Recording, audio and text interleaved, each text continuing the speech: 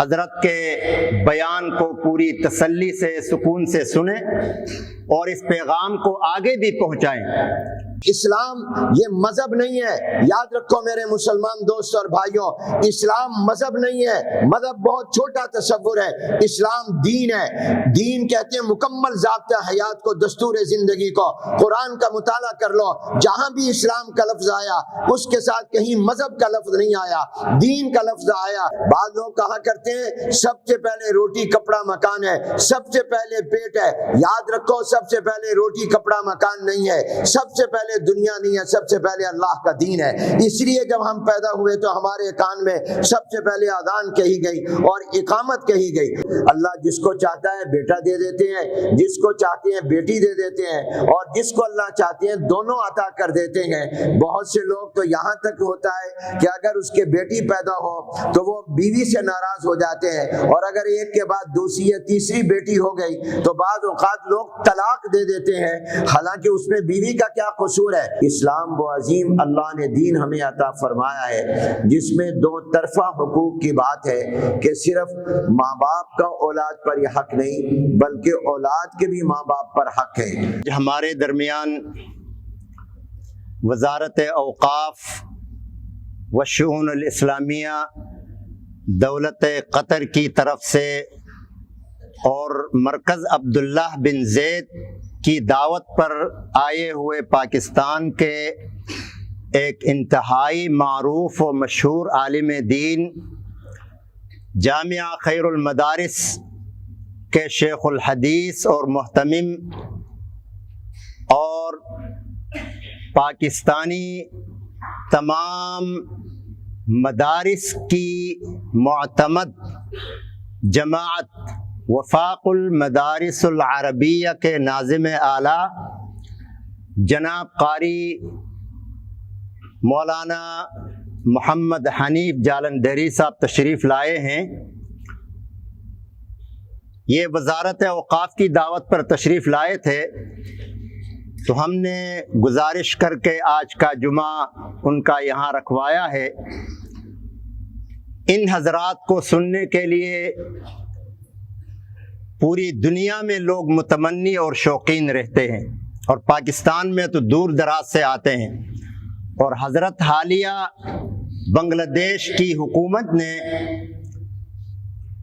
بنگلہ دیش کے اندر ایک ختم نبوت پروگرام مرتب کیا تھا اور حضرت کو بھی بلایا تھا، مدعو کیا تھا، وہاں سے حضرت پھر یہاں تشریف لائے ہیں۔ تو یہ آپ کی ہماری سعادت اور خوش نصیبی ہے کہ آج کا جمعہ حضرت پڑھائیں گے، اور آپ تمام حضرات سے گزارش ہے کہ پوری توجہ، یکسوئی، سکونت اور متانت کے ساتھ حضرت کا بیان سنیں اور پھر اس پر عمل کرنے کی کوشش کریں۔ یہ حضرات آپ کو ڈھونڈے بھی نہیں ملیں گے، ان کو ڈھونڈنے نکلیں گے تو آپ کے لیے آسانی سے ملنا مشکل ہے، لیکن اللہ نے آج ہمیں یہ موقع میسر فرمایا ہے کہ ہم ان کو بالمشافہہ ڈائریکٹ سن سکتے ہیں، دیکھ سکتے ہیں۔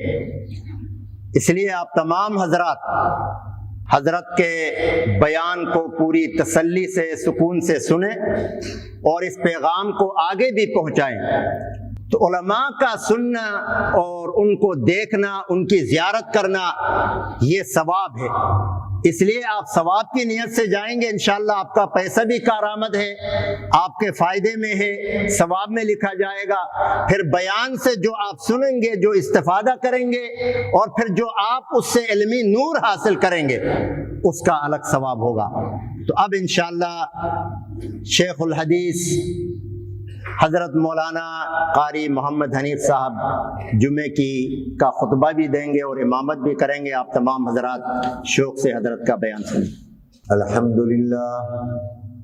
الحمدللہ وکفا والصلاة والسلام علی عباده الذین اصطفى لا سیما علی سید الانبیاء وخاتم الانبیاء والمرسلین سیدنا محمد صلی اللہ علیہ وسلم وعلی آلہ وأصحابہ اجمعین وعلى كل من تبعهم بإحسان إلى يوم الدين أما بعد فأعوذ بالله من الشيطان الرجيم بسم الله الرحمن الرحيم يا أيها الذين آمنوا قوا أنفسكم وأهليكم نارا صدق الله العظيم وصدق رسوله النبي الكريم ونحن على ذلك لمن الشاهدين والشاكرين والحمد لله رب العالمين. قابل صد احترام بزرگان محترم، برادران اسلام، میں سب سے پہلے اللہ تعالیٰ کا شکر ادا کرتا ہوں کہ آپ حضرات سے ملاقات اور گفتگو کا موقع عطا فرمایا. وزارت اوقاف مرکز عبداللہ بن زید قطر کا شکر گزار ہوں جنہوں نے قطر کے سفر کی دعوت دی. دعا ہے کہ اللہ تبارک و تعالی اس حاضری کو اپنی بارگاہ میں قبول فرما لے.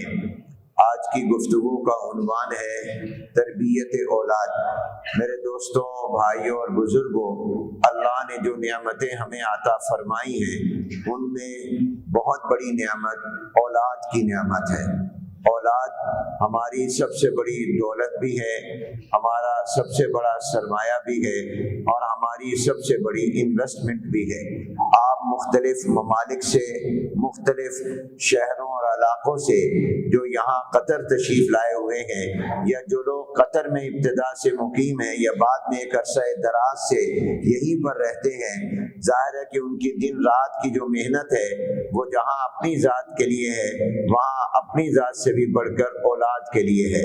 لہذا اولاد یہ میری اور آپ کی سب سے بڑی دولت ہے. میری اور آپ کی سب سے بڑی انویسٹمنٹ ہماری اولاد ہے. ہمارا سب سے بڑا سرمایہ ہماری اولاد ہے. ہماری اولاد کی راحتیں ہماری زندگی کا ایک مقصد بن چکی ہیں اور ہم جو کچھ محنت کرتے ہیں اور کماتے ہیں یہ اپنی اولاد کے لیے کماتے ہیں تاکہ ہماری اولاد وہ اچھی زندگی گزارے، وہ پرسکون زندگی گزارے. اس اولاد کے ہم پر کیا حق ہیں اور ہمارے اولاد پر کیا حق ہیں؟ اسلام وہ عظیم اللہ نے دین ہمیں عطا فرمایا ہے جس میں دو طرفہ حقوق کی بات ہے کہ صرف ماں باپ کا اولاد پر یہ حق نہیں بلکہ اولاد کے بھی ماں باپ پر حق ہے. آج کی گفتگو میں صرف یہ بات عرض کرنا چاہوں گا کہ ہماری اولاد کا ہم پر کیا حق ہے. یاد رکھیے سب سے پہلا حق یہ ہے کہ جب اللہ مجھے اور آپ کو کسی کو بھی اولاد کی نعمت سے نوازیں تو جب بھی اللہ اولاد دیں، خواہ وہ بیٹا ہو یا بیٹی ہو، تو ہم اس پر اللہ تعالیٰ کا شکر ادا کریں اور اللہ تبارک و تعالیٰ کے بارگاہ میں سجدہ ریز ہوں کہ اللہ آپ نے اپنے کرم سے مجھے یہ اولاد کی نعمت دی ہے. اس لیے کہ اگر اللہ اولاد نہ دیتا تو کوئی اولاد نہیں دے سکتا. یہ اللہ تعالیٰ کا فضل اور کرم ہے کہ اس نے اولاد دی. اور اولاد کے ملنے پر سب سے پہلا کام ماں باپ کو یہ کرنا چاہیے کہ اس پر وہ اللہ تعالیٰ کا شکر ادا کریں. اور بیٹی اللہ دے دے تب بھی شکر ادا کریں، بیٹا دے تب بھی شکر ادا کریں. عام طور پر ہماری عادت یہ ہے کہ ہم بیٹے پر تو خوشی کا اظہار کرتے ہیں، بیٹی کی ولادت اور پیدائش پر خوشی کا اظہار نہیں کرتے. ہم بیٹے پر تو اللہ کا شکر ادا کرتے ہیں اور اگر اللہ تعالیٰ بیٹی کی نعمت سے نوازے تو ہم بیٹی پر اللہ کا شکر ادا نہیں کرتے. حالانکہ یاد رکھیے جس طرح بیٹا اللہ کی نعمت ہے بیٹی بھی اللہ کی نعمت ہے، بیٹا اللہ کی رحمت ہے بیٹی بھی اللہ کی رحمت ہے. لہذا بیٹے پر بھی اللہ کا شکر ادا کیا کریں اور بیٹی کے ملنے پر بھی اللہ کا شکر ادا کیا کریں، اس لیے کہ اللہ تعالیٰ دینے والے ہیں. قرآن کریم میں فرمایا یَهَبُ لِمَن يَشَاءُ إِنَاثًا وَيَهَبُ لِمَن يَشَاءُ الذُّكُورَ. اللہ جس کو چاہتا ہے بیٹا دے دیتے ہیں، جس کو چاہتے ہیں بیٹی دے دیتے ہیں، اور جس کو اللہ چاہتے ہیں دونوں عطا کر دیتے ہیں۔ بہت سے لوگ تو یہاں تک ہوتا ہے کہ اگر اس کے بیٹی پیدا ہو تو وہ بیوی سے ناراض ہو جاتے ہیں، اور اگر ایک کے بعد دوسری یا تیسری بیٹی ہو گئی تو بعض اوقات لوگ طلاق دے دیتے ہیں، حالانکہ اس میں بیوی کا کیا قصور ہے؟ دینے والے تو اللہ تعالیٰ ہیں۔ لہٰذا میرے دوستوں اور بھائیوں، بیٹے کو بھی اللہ کی نعمت رحمت سمجھو، بیٹی کو بھی اللہ کی نعمت اور رحمت سمجھو۔ میری اولاد میں سب سے پہلے بیٹی ہوئی، اور جب وہ بیٹی ہوئی تو میں اپنے شہر ملتان میں ایک اللہ والے بزرگ تھے، ان کی خدمت میں گیا، جا کر بتایا، انہوں نے مجھے دعائیں دی اور پھر فرمایا کہ حنیف، عام طور پر انسان کی خواہش بیٹے کی ہوتی ہے اور بیٹی کی نہیں، اور یہ خواہش کوئی بری بھی نہیں ہے، اس لیے کہ نبیوں اور پیغمبروں نے بھی اللہ سے بیٹا مانگا ہے، مگر یہ خیال رکھنا کہ پیغمبر نے مانگا تو اللہ سے بیٹا تھا، مگر اللہ نے دی بیٹی، اور قرآن میں فرمایا لیس الذکر کالانثی، اگر ہم بیٹا دیتے تو وہ اس بیٹی کی طرح نہ ہوتا۔ تو اللہ تبارک و تعالیٰ کا عطیہ بیٹی ہے، گویا کہا پیغمبر کی دعا تو بیٹا ہے مگر اللہ کی عطا بیٹی ہے۔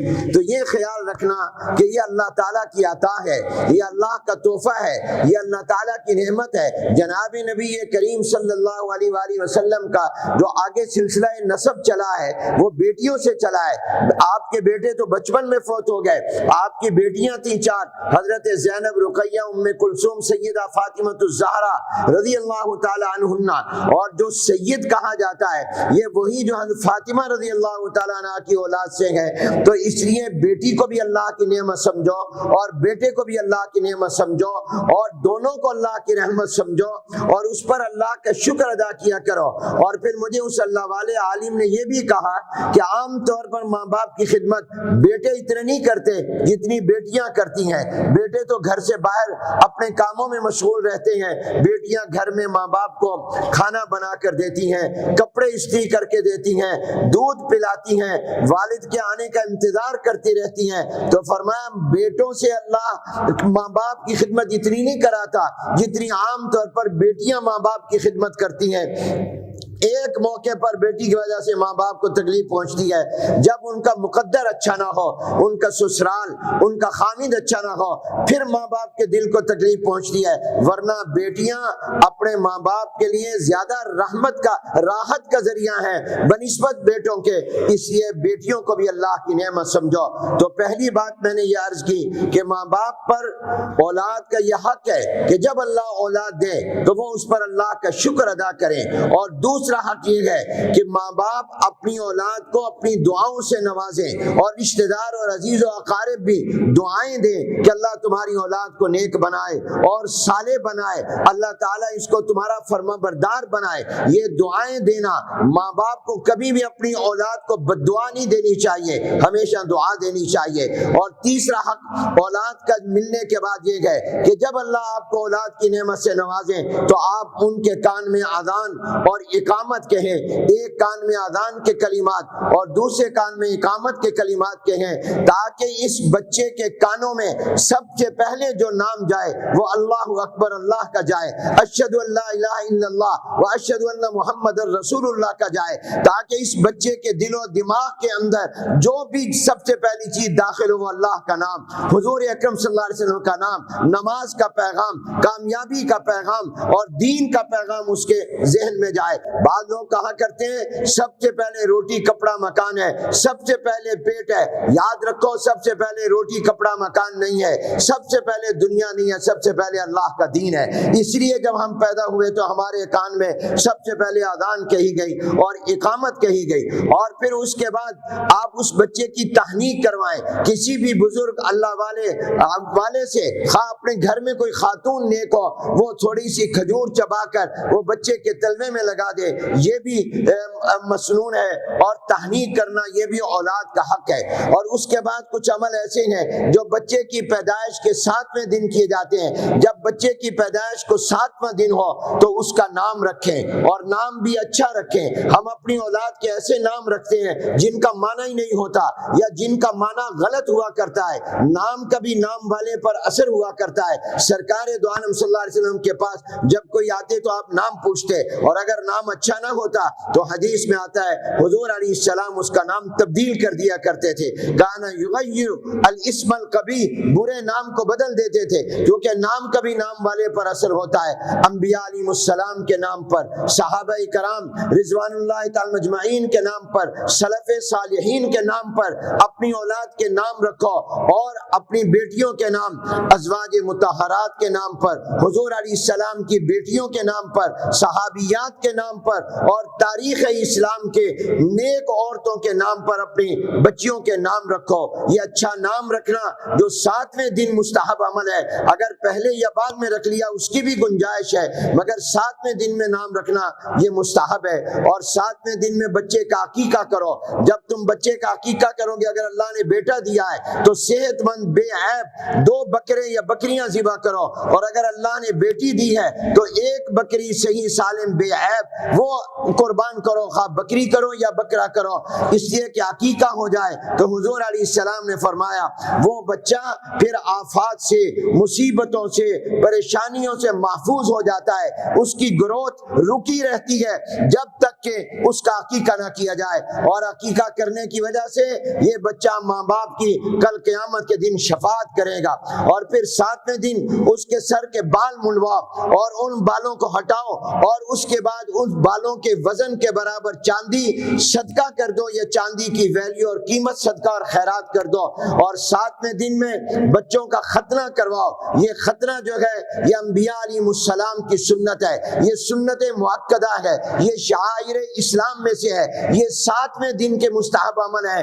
اگر 7ویں دن سے پہلے یا بعد میں کر لیا تب بھی اس کی شریعت میں گنجائش ہے. اور اس کے بعد پھر سب سے بڑی بات یہ ہے کہ اپنی اولاد کی تربیت کا خیال کرو. آپ لوگ تو یہاں قطر میں ہیں، کوئی کسی ملک سے آیا، کوئی کسی ملک سے آیا، آپ کا اپنی اولاد سے رابطہ اور کنیکشن اس طرح نہیں ہے جتنا اولاد آپ کی آنکھوں کے سامنے ہو. اس لیے پہلی کوشش تو یہ کریں کہ آپ اپنی اولاد کو یہاں بلائیں، اس لیے کہ اولاد الگ نعمت ہے، اور اولاد کا آنکھوں کے سامنے ہونا یہ الگ نعمت ہے. آپ یہاں سے اپنا اگر کام پورا کر چکے تو واپس اپنے ملکوں میں جا کر اپنی اولاد کو خیال کریں اور دیکھیں. نماز، اولاد کو نمازی بنانا، اولاد کو شریعت کا پابند بنانا یہ آپ کی ذمہ داری ہے. قرآن کریم کی جو آیت مبارکہ میں نے تلاوت کی ہے، یا ایھا الذین آمنوا قوا انفسکم واہلیکم نارا وقودھا الناس والحجارہ، اللہ تعالیٰ فرما رہے ہیں ایمان والو اپنے آپ کو، اپنے گھر والوں کو، گھر والوں میں بیوی بھی ہے، بچے بھی ہیں، ان کو جہنم کی آگ سے بچاؤ. وہ آگ بڑی سخت ہے، اس آگ پر فرشتے مقرر ہیں جو بڑے سخت مزاج، جو بڑے طاقتور ہیں، اللہ کے فرما بردار ہیں، نافرمانی نہیں کرتے. کوئی جہنم میں جانے کے بعد اپنی طاقت سے یا فرشتوں کے کو کہہ کر نہیں نکل سکتا، وہ اللہ کے حکم کے پابند ہے. اس آیت نے بتایا کہ میرے اوپر ذمہ داری اپنے آپ کو بھی جہنم کی آگ سے بچانے کی ہے اور اپنی اولاد کو بچانے کی بھی ہے. کلکم راع وکلکم مسئول عن رعیتہ، ہر ایک سے پوچھا جائے گا. چنانچہ صاحب روح المعانی علامہ آلوسی رحمۃ اللہ علیہ نے اس آیت مبارکہ کی تفسیر میں جناب نبی کریم صلی اللہ علیہ وسلم کی یہ حدیث مبارک لکھی ہے کہ حضور علیہ السلام نے فرمایا سب سے زیادہ سخت عذاب قیامت کے دن ان ماں باپ کو ہوگا جنہوں نے اپنی اولاد کی نیک تربیت نہیں کی ہوگی.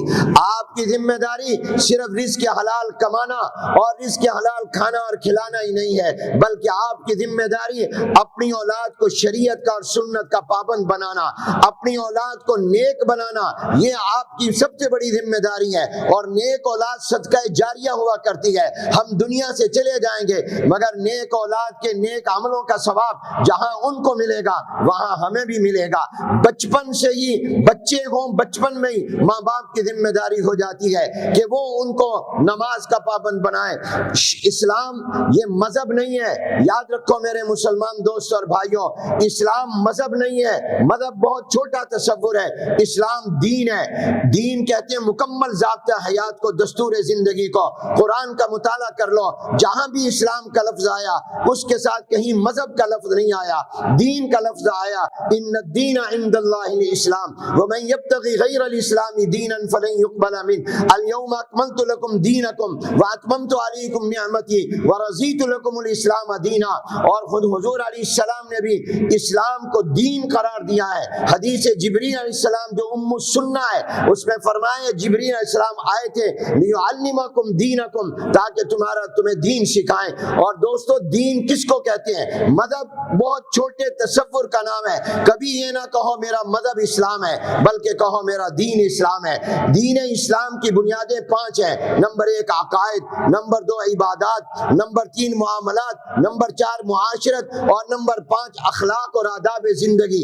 आपकी और मेरी जिम्मेदारी ये है कि हम अपनी औलाद के अकायद की भी इस्लाह करें, उनका अकीदा नजरिया गलत ना हो, उनके तौहीद का अकीदा, रिसालत का अकीदा, खत्म नबुव्वत का अकीदा, कुरान की हक्कानियत का अकीदा, फरिश्तों के अल्लाह के मखलूक होने का अकीदा, क़यामत के दिन हिसाब व किताब और मीज़ान अदल पर यकीन, उनके अकायद की इस्लाह करना, फिर उनकी इबादत की इस्लाह करना और उनके मुआमलात, उनका लेना देना, खरीदना और बेचना शरीयत के मुताबिक हो, मुआशरत, उनका रहना सहना, वो बड़ों का हक, छोटों का हक, बीवी का हक, औलाद का हक, माँ बाप का हक, रिश्तेदारों का हक और औरतों का हक, पड़ोसियों का हक, ये तमाम हुकूक अदा करें। और अखलाक और आदाब जिंदगी अच्छे हो, वो सच बोलने वाले हो, वो झूठ न बोलने वाले हो, वो किसी का हक मारने वाले ना हो।